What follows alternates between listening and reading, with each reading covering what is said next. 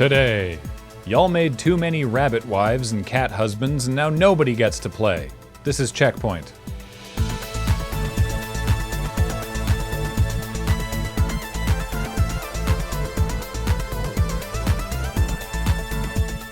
Welcome to CheckPoint. This is the remix! In what way? What's being changed? Oh no, nothing. But I've never been let down by something that started with, "This is the remix!" So I just figured we'd start how we mean to continue. Am I gonna have to drop a beat? I don't know, maybe. Wizards of the Coast held their big... No, it's not gonna work. Oh, shit. Wizards of the Coast held their annual big release roadmap announcement this past Monday, and, in the interest of full disclosure, it included a project I got to work on. But among the other products forthcoming in 2022 is a Secret Lair crossover with Fortnite, which I definitely did not. For those unfamiliar with Magic, because I know not all of you play it, Secret Lair is like a limited availability cosmetic DLC pack, to use video game parlance. Basically, it's a very small set of anywhere from 3 to 6 cards that are, generally speaking, reprints of existing Magic cards, but with fancy new art or graphical treatments. In this case, art of notable characters, places, or items from Epic's would-be Omniverse and dance thief, Fortnite. I feel like this is a product targeting two fan bases and desired by neither, but it did act as the lightning rod for grumps among some in the online Magic community. They almost didn't even notice that neither of the first two standard sets for 2022 are not going to take place in traditional fantasy settings. I'm kidding, they can easily be mad about more than one thing at once, but definitely the Fortnite thing the most. Now, by the structure of the show, this is traditionally the part of the story where I make up something fake that sounds just comically plausible enough to be an obvious joke, but I assure you this is all real when I say that the subsequently announced crossover with Street Fighter didn't receive nearly as much flack, probably because Wizards also confirmed that the card for Chun-Li would feature the returning MTG mechanic of multi-kicker, and everyone was either too pained or impressed to care. We all love Kamek, the Koopa Troopa with a magical staff, and now he's making his way to Mario Kart. We regret to inform you that Kamek is actually coming to Mario Kart Tour. Back in the halcyon days of the Nintendo 64, Kamek briefly appeared as a kart driver in a pre-release version of Mario Kart 64. He was replaced in the final release by Donkey Kong, presumably because Rare had more ape hair modeling to show off, or they couldn't get all of GoldenEye's Cradle level to sit in a cart, and Kamek was consigned to history. But now, he's back, driving a cart that looks like his trademark broom, but they added some wheels to it to comply with Formula One standards, I guess? Okay, what's driving this sudden interest in Kamek as a kart racer? Like, people are a little too excited about seeing him in the roster simply because of his pre-release appearance decades ago. I have a theory. My theory is that after all this lockdown and work from home and video call socializing, all of us are finding it really easy to identify with a turtle who's gone a little bonkers, who marches around in a big comfy cloak. It looks so warm and cozy, doesn't it? And can just poof out of any situation when it gets too real. I think we all just wish we were Kamek, don't we? And that's why we want to curl up on the couch with our phones and pretend to be him out driving in an open-air cart with all of our friends by our side, laughing and cavorting and firing blue shells at the asshole in first. It's a good life, a Magikoopa life, and now we can all have it. Thanks, Kamek. Everyone come collect your cat, boys, the server's clogged. Which is to say, if you were planning to start Final Fantasy XIV and create a new character on specifically the North American Ether Data Center, well, you can't because it's too damn full. Final Fantasy XIV has seen a massive upswing in new players over the summer for a variety of reasons. Partly because of the pandemic, partly because some very popular streamers are playing it, partly because World of Warcraft is losing active players like Blizzard is losing goodwill, and partly because the critically acclaimed MMORPG Final Fantasy XIV has a free trial and includes the entirety of A Realm Reborn and the award-winning Heavensward expansion up to level 60 with no restrictions on playtime. or so the memes keep telling me, producer Naoki Yoshida has apologized and asked new players to please try one of the other 2 uncongested data centers while they scramble to fix the problem in the face of both a worldwide semiconductor shortage and the fact that nobody expected an 8-year-old MMO to suddenly see a massive spike in new players, because that doesn't happen. If you're looking for a good screw, might I recommend the PlayStation 5? Sony has surprise dropped a hardware revision of their white behemoth after having shed some weight, and is promising to give you, quote, the best screw you've ever had. Sony is assuring customers that, quote, you're really gonna see the most benefit when you start screwing vertically. Sony would like to remind you that the most efficient technique when you're screwing is to, quote, use the new grip around the head and, quote, do it by hand, maybe even only using a couple of fingers. So if you're worried about your PS5 tipping over, don't worry, everything's perfectly safe and, quote, there's no need to get the strap on the PS5 to keep it from tipping over. Of course, I've been lying about all of these quotes, but please understand, I've been assuming that everyone is fucking their PlayStations 5 because it's not like there's any games for it!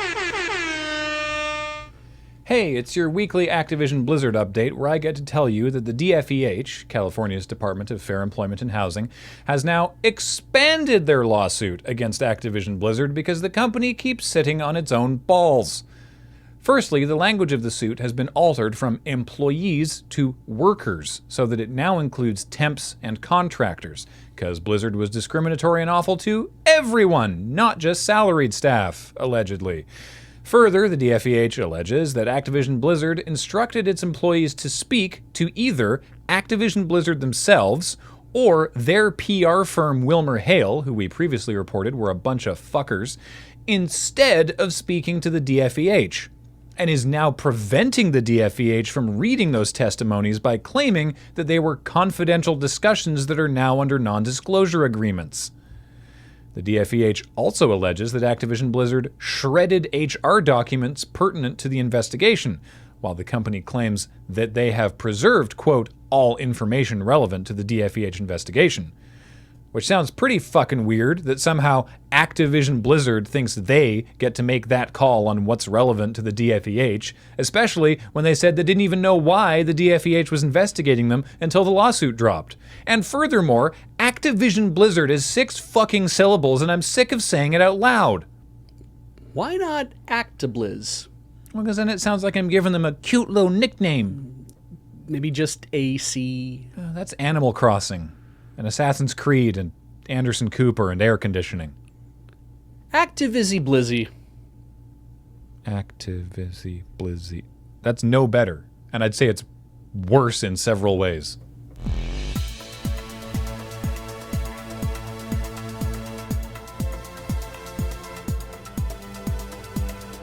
Coming up, a new game for the Oculus Quest VR lets you play laser tag with your friends in real life. No word on whether the game will include opponents that sit, squat, lie down, cover their vest sensors, or throw up after eating too much birthday cake. So, Beej. Yes. So Graham. Breaking story. Oh, shit. That came out this morning. Okay. Hours ago, so we didn't have time to write it for this show. Right. Have you heard of? You were probably asleep. Have you heard of the March Through Time exhibit?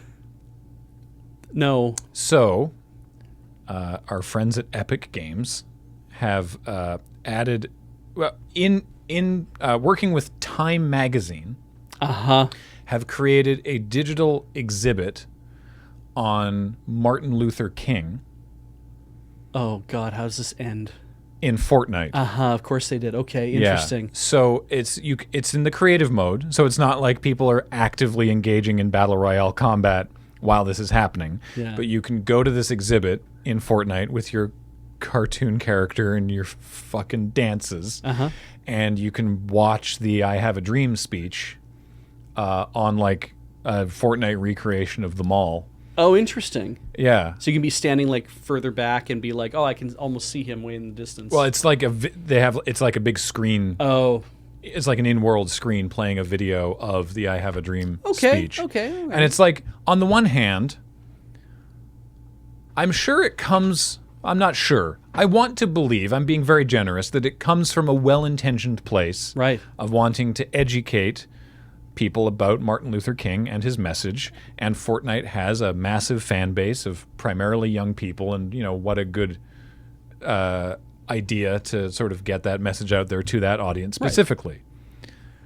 I don't know if Fortnite, the game where you shoot people, is like maybe the proper venue, the right venue for that. Yeah. It's one of a couple people noticed that it's like, because the loading screens are random, right, and so it's like someone was loading into the thing, and it was like a Rick and Morty splash screen of Fortnite that was like, remember, like the head is the weak point, aim for the head, and it's like, oh my god, right, obviously not intentional, but it's like, but these are things you should consider if you're going to do something like this for someone who was assassinated because of their political beliefs. Yeah, if you're going to do something like this, consider your medium, right? And your medium, I know, Epic, that you want Fortnite to be this like massive cultural hub. But it's not. It's not, and you should think about. Yeah. Also, you get a if you go. Please don't say you get a Martin Luther King Jr. skin you get to wear around. Okay, thank Christ. No, Martin Luther King is not himself a playable skin in the game. Great. But you can, if you explore the exhibit, you do get a spray.